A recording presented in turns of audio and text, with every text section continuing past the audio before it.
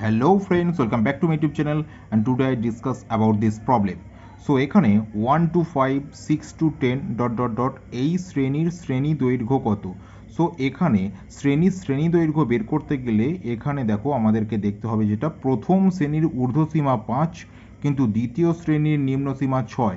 So এখানে এই দুটো নাম্বার কিন্তু একই নয়, এক্ষেত্রে আমাদেরকে শ্রেণী সীমানা বের করতে হবে এবং শ্রেণী সীমানা বের করার জন্য আমাদেরকে নিম্ন শ্রেণী সীমা থেকে 0.5 বিয়োগ এবং ঊর্ধ্বর সঙ্গে 0.5 যোগ, অর্থাৎ 1 থেকে 0.5 মাইনাস করলে হবে 0.5 টু 5.5, ওকে, কমা 6 থেকে 0.5 মাইনাস করলে হবে 5.5 টু 10.5।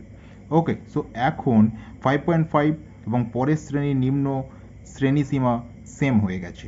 ওকে, এখন আমরা শ্রেণী দৈর্ঘ্য বের করতে পারবো যে কোনো শ্রেণীর ঊর্ধ্ব শ্রেণী সীমানা মাইনাস নিম্ন শ্রেণী সীমানা। সো এখানে আসছে কত? 5। সো এই শ্রেণীর শ্রেণী দৈর্ঘ্য হলো 5।